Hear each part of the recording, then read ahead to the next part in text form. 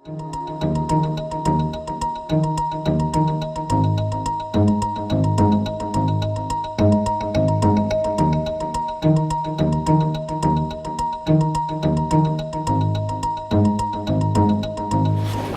and gentlemen, Mr.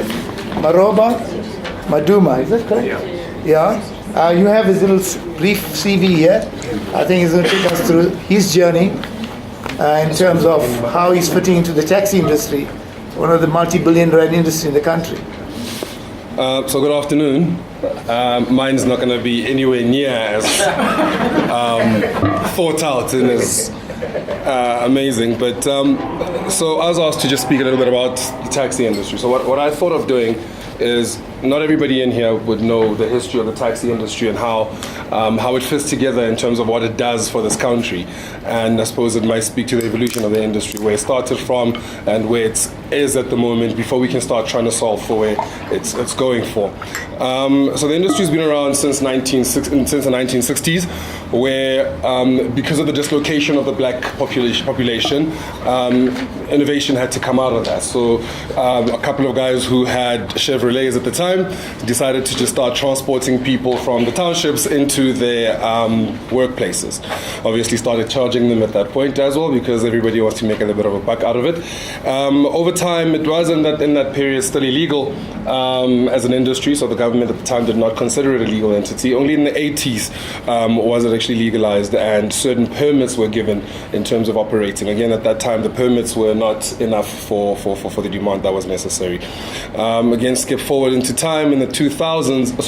One of the most significant parts of the history of the taxi industry is that in 1994, at no cost to the commuters, the taxi industry transported people to the polls. So your turnout, maybe if we have the industry start transporting people for free, we might get a better turnout from our elections. But in 1994, the industry was instrumental in getting people from point A to point B to be able to vote. In the 2000s is when the National Taxi Task Team was put into place to try and again formalize the industry. There's been attempts throughout history to formalize this industry. We all know, and I've heard countless amounts of times, and I'm expecting a question, it's fine, about the formalization of the industry. There's been attempts and there's been challenges around formalizing the industry, but in the early 2000s is when the two big mother bodies basically of the taxi industry, which is South African National Taxi Council, which is SANTACO, which by our estimate owns about 92% of the industry, as well as the National Taxi Alliance, which is NTA, who owns another 8% of the industry, were formulated and given, were brought into being. Now, I heard somebody ask questions, so I'm going to ask questions. How many do we know what a taxi association is, firstly? Yeah. What's a taxi association? Isn't it an association that controls all the taxis? Each taxi owner is basically an entrepreneur. That's the first thing that you need to understand. We look at them as a small business. So this is now an association of small business owners around specific routes in specific regions or or in province. So are they formalized? Very much so, to themselves. So that's something else that's very important, which is why I'm bringing it up. I did say I'm going to get that question. So a lot of words come out like the industry is not formal enough, the industry is not regulated. It's self-regulated. So essentially what you have, I'm going to speak to Santaco, which is much wider. So you're speaking to 92% of the industry now. These guys have a democratic process in which they actually elect the leadership within their industry. So they'll elect the local leadership first, so that's your local executive committee. Then they will elect your regional, so whoever is in the local elective will then get a chance to go into regional, and then regional will become national, which is where then the national body sits here in the Department of Transport, interestingly, here in town. Okay, so when the transport guys say they can't find a taxi association, they're just around the corner in their offices. So they are very much formalized in that manner. So each member pays a membership fee, which is what then runs the business unit. Essentially, it runs the association. Now, why I mention associations is because that is very critical to understand how the industry needs to be going forward. So as you think about how the industry will get more and more formalized, they have the idea is not to break what's there. The idea is to evolve, to use the words of the day, but to evolve what's already there into a better format. So what happened in the 2000s was that those two big mother bodies came out of that thing, where things such as route permits, things such as operator allowances to operate on certain routes, which if you now take that into a business sense, is the more people operating on a route, the less profitable the route becomes for the people on that route. So they regulate that themselves with the help of the Department of Transport, in that they will allocate those permits. So that's just a brief background of where the taxi industry came from. They've never really had, as an industry, you hear me using they. I just want to make sure that you understand. I don't work for an association. I work for corporate. Okay, so they've never really had a formal stake at a table at the table that they play at. So they've always been consumers of services and goods and such, but they've never really, as a collective, played a big role in earning and decision making in what happens in their industry. Until last year, where I heard the 1.7 billion, I'm sure that's what they used to buy a stake in our business. So last year, at a value of 1.7 billion, the taxi industry was able to buy 25% stake in our company. So who are we? We are SA Taxi Protect. SA Taxi. Protect is just the one element. So we are completely vertically integrated within the taxi industry. When we started years ago, it was about allowing a specific market that is underserved access to capital. So you've got these guys who, as I've just explained to you, they service a large portion of our nation. Just to give you stats, because this is very smart people, that's about 68% of people who commute in this country use taxis on a daily basis. That's 15 million people traveling to work, to school, to hospitals, to visit, that use the taxi industry. Okay, so if you don't take care of that industry, what you end up with is vehicles that are not they're not taking. You won't have new vehicles on the road, so they won't be safer because the guys can't have access to capital. So when we started a while back, we started out by trying to give them access to capital, access to finance, essentially, to start their new businesses. But what evolved out of that, I keep on saying evolved just because I want to use that word so much, right? Because it just evolves, right? So what evolved out of that was the understanding that access to capital means not just giving them the finance, because for every comprehensive vehicle that you purchase, you need insurance, right? Comprehensive vehicle. For every vehicle finance that you receive, you need comprehensive insurance cover. However, as everybody in this room already had at the back of their mind when they had taxi, high risk environment. Obviously, from an insurance perspective, you're going to look at an average premium that is extremely too high for them to actually run profitable businesses. So what did we do? We decided a few years later that, listen, we understand this industry better than everybody else. So let us actually go use that understanding to be able to actually underwrite these people properly and to also be able to rate their premiums properly. So where the average insurance premium before we came into the market was around 3,600 Rand. Now, if you can imagine this guy having to just pay that before he pays anything else, that's already a high operating cost. We are now able to give, because we've come into that space, an average insurance premium for a brand new Toyota Quantum, which costs about 440,000 Rand. We give them an average insurance premium of about 1,460. Okay. Standard. Not standard cheap, risk rated. PhD cheap. Risk rated. So that's the average. So you're going to have those guys that are higher risk, then you're going to have a higher premium than those lower and lower. But on average, look, I mean, the highest at the moment on our book is around 2,500. But then that's a guy who's a risk grade 4, who, honestly speaking, is operating in a high-risk area, has a high accident ratio. So there's all sorts of things that go into this. Huh? It could be semi-blind as well. I don't know about semi-blind, because this is an industry I respect. The guys got glasses. So we came into the insurance space. So now that for us was better when we kept on saying the words. Our messaging has always been, we want to have financial inclusion for this market into the industry. So as opposed to just giving them access to finance, we were now giving them access to affordable insurance, which meant that these guys could run a business. Then evolution came along and we started seeing that to transport 15 million commuters a day with zero government funding, zero government subsidy, where you've got, for instance, the train system. The Metro Rail train system transports about 800,000 commuters daily, and they get 44% of the government subsidy. Between the normal buses as well as the BRT, they transport about 1.12 million people, and they get the other 56% of the subsidy. So the taxi industry gets zilch.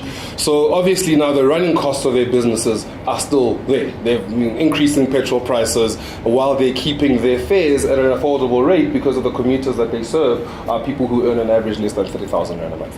So you now have to figure out ways in which to help these guys to maintain their vehicles, otherwise those vehicles aren't going to be safe. So we started actually looking at how better to service these guys. So products are an important thing. We all have businesses. Yes, sir. Did make a subsidy available to replace taxis. So that's the tax recapitalization program, where actually in recent times they've just actually increased that amount in that subsidy, because what they had at the time I think was about 80,000, hold me honest, 80 to 90,000. I keep on looking at her, 91,000. I keep looking at her because she's smarter. So 91,000, which unfortunately wasn't enough to actually really buy into a new asset. So what the government initially was thinking was get these vehicles off the road, as opposed to thinking this is a business owner who wants to get a new business asset so that he can continue being in business. So whereas now the revised TRP has come in place, where they've increased that value to 124,000 rand. It's a bit better, but it's not exactly there, which is why there's ongoing conversations. So anyway, so what we then started to take out as successful as they hoped it to be. Yeah, because many of the old vehicles are still on the road. Yes. Those hiaces were supposed to have been taken out. Yes. So I mean, you've got over 250,000 taxis, or just under 250,000 taxis on the road at the moment. Okay, so that's 120,000 owners who own just under 250,000. So, in as much as on average 2 taxis per app. Yes. If you would. Okay, if you were to do that. Is it skewed? So there's a lot of guys who own big fleets. So there's a lot of guys who've been in the industry for much longer, run better businesses, and because they run better businesses, they basically expand their businesses. And just like you have other guys who fall off because they don't run good enough businesses. However, it's a taxi who owns, we finance about 31,000 minibus taxis with about 25,000 owners. So our business model talks to more like grassroots entrepreneurs. So our average is 1.2 vehicles per customer. Finance So with us, yeah. Small, Okay. very micro. So what we started getting into was different products. Sorry, if anybody has questions behind me, whoever's looking behind me, just throw something at me so I know. This is DaVinci's way of engaging your shadow, that you always know there's someone behind you. So it's one of the DaVinci principles that for first timers, they find it a bit awkward. I have no problem with it. It's just my religion. Watch over your shadow. It's against my culture. So You're getting a go ahead here after to get thrown at. So what we started doing was having more engagements with the industry. So I want to just get a bit into that, because I want to kind of explain to you how we develop certain things. So most companies do a lot of push out. So you look at, we identify a need and we're going to push out a solution to the industry, right? We have a lot of engagement with the industry. Even before the 25% stake buy-in into our business, we, just like everybody goes and massages the government whenever they want to know a bit more, we actually spend a lot of time within the industry to understand what are some of their core needs that we need to be providing solutions towards. Some of those are driven by our own need, because we are a commercial entity, and I'm told I must say this all the time, we must be profitable. So some of them are driven by the need to mitigate our risk. So for instance, every single one of those vehicles she mentioned that we finance has a tracking device in it. So when people ask me what's the future of the taxi industry, there is a lot of data that we are deriving out of that space, where we're able to share the data with the industry in terms of driver behavior, in terms of it's like a profitability of certain times in a day and such things. Sorry, that's not polished data. Well, we polish it. We have models. So as time has been going, we've been trying to push. Our duty is to influence. We are not the regulator of the industry. We are not the guys who can. We can't tell the industry what to do. All we can do is influence as much as possible. And whenever I get asked what's the industry doing to move forward, in as much as we influence, the industry wants their own way. They also have their own things that they want to do that are future looking. So a lot of the products that we've designed have been driven by the fact that the industry speaks back to us. We look at, for instance, in our insurance business, where we initially were smart enough, because we were clever, we were very clever, and we decided to design a product without the industry, because we knew their needs, we knew better. So we designed a form of what we call taxi owner protection. And what that was supposedly a very Mickey Mouse version of credit life. All right, and what ended up happening was, and this is something that you need to understand, when I speak about the statistics of women in the industry, there's about 21% of women in the industry. A lot of those are inheritors of the business because their husbands passed away and they inherited the business. But they inherit debt, essentially, because this business is predominantly the debt of the asset, unless you know how to run the business profitably. So what we've done through this engagement is we've changed that very smart product that we came up with into a smarter product that we were told to do, which is essentially a full-on credit life, which is specifically designed for the taxi industry, where once the business owner passes away, that asset is completely paid off, and the wife does not inherit debt. She inherits a fully running business that she then needs to get support on to run it efficiently, which we have services to do as well. So through engagement back and forth with the industry, we've been able to design certain things. In terms of where else we went? Well, we tried to figure out, again, risk mitigators, right? We put insurance in place because we've got a product that makes sure that as a credit provider you can control your NPL line. See, I mentioned NPL, by being able to actually recoup some money if the guy abandons his vehicle. However, we also started understanding that we will have a very small part of our book that will default. Interestingly, people would think that it's such a high-risk environment that a lot of people default. We don't have a huge amount of defaults, otherwise we wouldn't get funders to give us money. So what we do is we offer business support all the way through to the point where this guy really just can't stay in that business anymore. And what we then do, if that happens, is we then go and we repossess the vehicle and then we refurbish that vehicle. So what we've done is we've grown our blue collar side of the business, where we now have a panel as well as a mechanical workshop. If you guys are interested, you can get my details. I'll give you a tour. It's very interesting. But what we do is we then repossess this vehicle. We put it through our panel shop. So we fix up the exterior, make sure that it's stable, make sure it's in running condition. And then we put it through to our refurbishment side, where we fix up the interior of the vehicle, the mechanics of the vehicle. And that vehicle basically has another 5 years in it by the time we're done with it.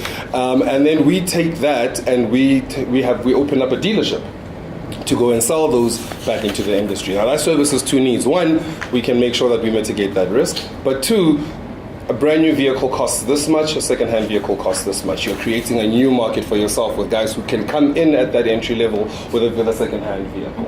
All right. So we were very smart about that, as we were told by the industry. So do you offer similar sort of warranties, like, so if you say it's good for 5 years, do you stand by that, it's good for 5 years? Or? So we'll take give you credit risk on it for another 5 years. Yes. So we have to guarantee that the repairs and the refurbishment is of the highest quality. So they'll be running. But there is a warranty. It just doesn't run for 5 years at the moment, but there is a warranty in place. As well, we have an entire warranty center where guys can come in and actually get the vehicle re-looked at. So any new vehicle that we finance through any affiliated dealer or non-affiliated dealer channel, that comes with the Toyota or Nissan Correct. Manufacturer's warranty. Our pre-owned vehicles come with less of 1 year or 30,000 kilometers. So Cool. like any other pre. Yeah, sure. Yes, sir. Moreover, so knowingly or unknowingly, you created a business frame or model that is very systemic in nature. Yes. As we will speak as academics. So for the non-academic, I still agree. I'm agree. Because I've been fascinated with what you guys do since the first day when you participate in the Accenture programs and the teach one another. To what extent, and I said it to you also the other day and to your colleagues that I met before, do you guys know what informed this way of thinking? Because this way of thinking and the systemic business model engagement that you created is quite unique. And to what extent, I was wondering, are you guys ready to have this as a case study, articulate? Because as much as you can speak eloquently about it, this is not enough an audience to know. If I think of young entrepreneurs and other small and medium-sized business owners, and could even be others, I think they can learn enormously of what's happening in that space where you guys are sitting. And it's the reason why we wanted to bring you here and introduce you to this audience. But I wonder, how ready are you to work with an entity to give labels to things that you just do by nature? Happy to. So what we've done from an insurance perspective, so I get invited a lot by the international micro insurance to do talks at the micro insurance conference, because again that's a whole other subsect, and we've had Sen Free, I think it was, who did a case study on our insurance business. So we're always willing and able to to engage. To answer your question, to what extent did this? It was a lot at the beginning. It was a lot more reactionary because it was risk mitigating. So we got in it because we were just trying to mitigate the risk. Listen, the NPL is going higher. How do you fix it? How do you fix it? But then at some point we caught up. You know, the virus is comfortable in the rabbit. It doesn't need to show its evolution. You know, it's got a good carrier. So at some point we stopped being reactionary because we caught up with where we needed to be at the reaction level, to the point where we started creating and innovating and getting further ahead. So when we speak now to what next we're doing is and I mean the industry in itself has had questions that are so future based, but so behind in actioning, that every single time we action any one of those questions, it makes us look good. There hasn't been a huge amount of new questions asked about the industry in itself. It's just been a lot more. There's just a lot less people who understand the industry and have taken the time to understand the industry as much as we have. So in some of our reactionary implementation, we managed to actually position ourselves for such a huge, to a point where we have a huge inflection point. So when we put in the tracking devices initially in the taxis, it was because we wanted to find them when we had to repossess them. That was the need. You want to get the taxi, put in the device. However, now we have an entire telematics division in a partnership with CarTrack, where we're now looking at what can this data really do for us and for the industry for the future. But I think even outside of the industry, Ben and I often discuss the fact that an implementation research is often something that is, you know, a pie in the sky kind of concept, and it is not a lot of research that actually test their own studies. And I mean, in quantitative research, you don't have to test, but you still want to see an implementation of it. And I think from our side, what is quite fascinating is yours is a model and framework, whatever you want to term it, but I'm saying that is implementable across so many different environments because of the systemic way in which you've approached it. Absolutely. And without even knowing it, you've used words that we've spent 21 years developing frameworks around, things like agility, engagement, alignment. Those are really, it's very nice to put all the words, and you made the comments about all the academics in the room, and it is nice to be able to have these kind of robust discussions, but seeing it implementable is really the way that you can actually show something. And case study research is something that is not utilized enough, where businesses or organizations succeed at something, and you do it we always do things deductively. You inductively basically say, okay, let me look back and actually now apply this to different theoretical frameworks. Sure thing. And work with an institution or somewhere to actually say, well, here's the systems thinking approach to it, and here's how it was applied in this industry. And I mean, for me, just one point, the most interesting thing was about your business support. Because we've had many discussions with some entities, and I won't mention names, where they provide funding from a governmental perspective. And they actually said to us that the biggest issue that they face is the fact that they give the money, and while the money is out there, like you say, it's their debt, they will work with people to furnish the debt. But they haven't really done research further into, okay, now that debt is serviced or it is written off, as you said, now what happens to those entrepreneurs?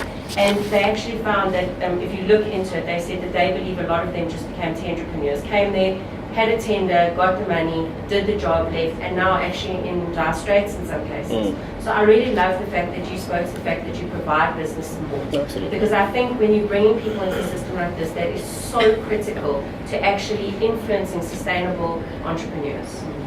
So huge. So, thank you. I mean, one of the things that we are obsessed about is, well, by we as a company, as a business, as I say, taxi, my boss loves saying the following every time, and that's the thing he ingrains. This is, at the end of the day, your customer is not the taxi owner, it's actually the commuter. That's the first customer. We need to make sure that the commuter is safe. The second thing is that if you can make the commuter happy to use the service, the ecosystem you create is actually quite amazing, because for the amount of jobs that each taxi creates is about 1.8 jobs per taxi. There's over 450,000 jobs created by taxi industry, as well as the peripheral, the lady who sells food at the taxi rank, the guy, the queue marshal, the rank marshal, all those things. And then the next evolution thereof is then you've created this, you've helped to create this ecosystem. What do you do next? I was having a chat with this gentleman here where I told him that one of the other hats that I wear is I look after our foundation, which is basically our charity organization, a CSI, not charity, CSI organization. And one of my next challenges is doing training into the taxi industry to look at customer service training. But then who do you place that customer service training at? You start with the rank marshals, you start with the queue marshals, you start with the taxi drivers. And as Thomas and I were chatting, he understands that taxi drivers are better drivers than everybody else, so we're not going to give them too much driving, but a bit of defensive driving lessons to those guys. So what are you doing? You're now professionalizing the industry without having to worry about the big pie in the sky of how do you formalize this industry. Fix what's wrong at the level that it's wrong sometimes is also better than, so basically drag them along with you to make sure that they get right. But the only way we were able to do that is because firstly you need to gain the industry's trust. And we speak about how the systemic thing is hunger. For us it's hunger. We don't want that entrepreneur to fail because then he can't grow his business. For him to grow his business, we want him to come back to us. So the more support we give him, the more business we can get out of him, and the more products we can design for him, the more business we can get out of him, the more we can grow this ecosystem. So all that we do is to nurture this very niche, small industry to ensure that it keeps on replenishing itself and it keeps on rebuilding and building itself. So when you start thinking about the TRP's true purpose, which is to actually have a look at how do you, what's that fancy word that they like using? How do you recapitalize the taxi industry, right? Where do we want them to go? To us. We want all those 250,000 taxis that are out there to finance with us. We're that greedy. But if we don't show them our complete and utter commitment to the industry, they're not. So because of that, so that systemic need, that model that you say is plantable everywhere, requires you to be full on committed to that. So when we speak about complete and utter vertical integration within the taxi industry, that is what we speak about. When we speak about anything that comes out of our mouths, we've looked at zebra cabs. I was asked about Ubers at some point, if they're a threat or not to the taxi industry, not so much for a different conversation. But we were asked, we looked into zebra cabs where we said, can we replicate this model into the meter cab business? After a while, firstly, we saw that it wasn't truly scalable, and secondly, it just wasn't what we wanted to get into. So we still have it and we're running down the book, but it's not where we want to go. This model can work in different ways, but you also need to understand, commit, and get it. Any questions? Or have I spoken out of time? Yes, ma'am. In terms of the taxi industry, what's the uptake of owners who are now using your organization for the various services that you offer? So we have brand new vehicles. We have about a 31% market share of that. When it comes to our insurance business, I think we now insure we're the second biggest insurer in the industry, and we only started in 2014 when I started. So about 36,000 currently on book, of which 9,000 are guys who are not. So that's another question that came out. 9,000 of the guys are not actually financed anyway. So these guys are choosing to have insurance without finance obligation to have insurance. That's the evolution that we're starting to see in the taxi industry as well. So now all of a sudden you're starting to get guys who are saying, I understand the need to protect my business asset, and I will protect it because it's an income generator. So that'll answer your question because those are the two big areas. From our dealership perspective, because we also have a dealership, we cap that number because we control it, and it's controlled also by stock allocation. What happened to the airline? That's Santakos. So the airline was an airy fairy dream. Didn't take off, I'm going to go to Thomas, and I'll come back to yourself. Thank you. Yes, sir. Your competition, is there any? So there is. Remember, we have different business units. So from a finance perspective, from a credit provision perspective, you've got Toyota Financial Services, West Bank, Standard Bank, Netbank, they absolutely, so everybody who finances is a competition. They wipe the floor with them a bit. And then when it comes to However, insurance, just in terms of the finance, we must know that they don't finance and on our risk rate. in our risk rate. Yeah. So if you go into TransUnion, you get your credit score. Those operators, that's how SA Taxi started. There was no alternative. So we finance the highest of the risk rate. So there's a new product that we've just come into, where we are now looking at financing at lower interest rates to what the banks would call their lowest of the risk rates, but which will be a cream of the crop for us. So that's who I find. But essentially, they all are competitors. It's just about how they segment their market. In terms of the insurance space, Clarendon Transport Underwriting and every other insurer that insures businesses. But again, like I've said, they don't know how to really look at this market. We have a spares shop, so taxi auto parts. We've got Marmik, which is a big taxi guy. We've got your normal other guys who sell taxi parts. So each of our business units, so our dealership competes with McCarthy, it competes with Halfway. So each of our business units, depending on the space within which it is, within the vertical and the external, has its own competitors that we do an analysis and we manage. Was it yourself, and then we'll come back. Yes, sir? From your competitive perspective, it's everybody and nobody. Because everybody can compete and no one can integrate with you. And no one can integrate with you. Yeah, so everybody can compete, but no one took the commitment to integrate. So it's that thing of when do you start noticing that the other business has built too much, that you now all of a sudden have to put in way too much capital for you to get to that point. So we've been doing it and integrating over so long that at the point where we are now, for anybody to come and integrate, they can. I mean, there's no barrier, for the exception of the fact that you're going to have high capital. That was a comment, wasn't my question. My question is, so your commuter being your first customer,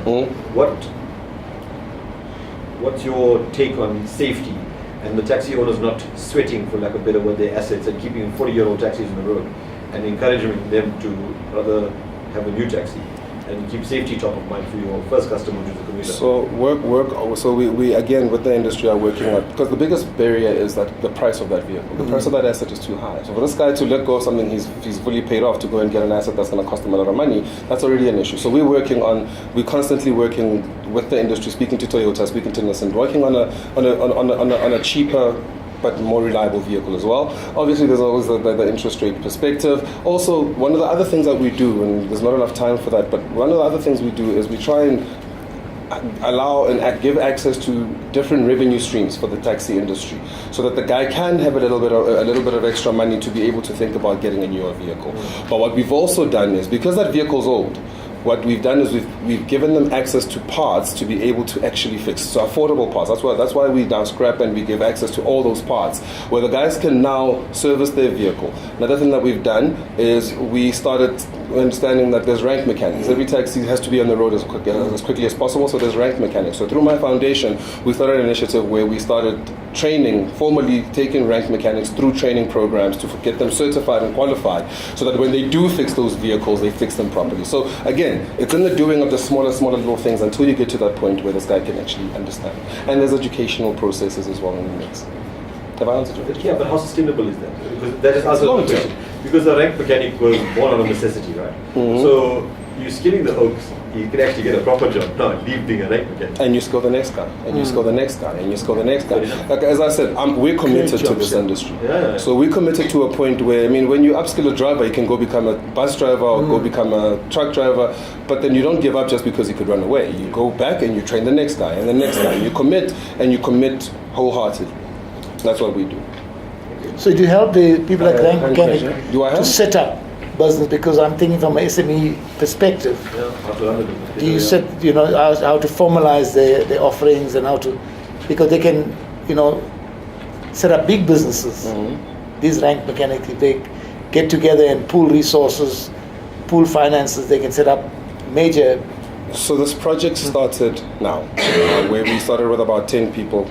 And because we were still learning and we made a lot of expensive mistakes to learn, which cost us just for those 10 people in 1 year over 500,000, we only now started looking at how else we can do it better. So that might be one of the things we look into. We've just been approached by the city of Johannesburg, for instance, to actually start doing the same thing for them, for the area via buses, because they like what we did. So the idea is to roll it out as much as possible. In terms of trying to kind of set them up for businesses as rank mechanics, again, for us to succeed, we need to very much stay within what we know and what our vertical, our true purpose is. So we might not get to a point where we're going to start worrying about how the rank mechanic sets up his business. I'm more concerned about how the taxi owner and the taxi driver become the next taxi owner, fleet owner and the next taxi owner. So I'm more concerned about that business at the moment, and that's an ancillary part of the business, which I will keep supporting, but I'm not going to focus too much on very it. corporate. Cool. All right, Janice. Yes, ma'am. So it's an observation and then a question. Yes, ma'am.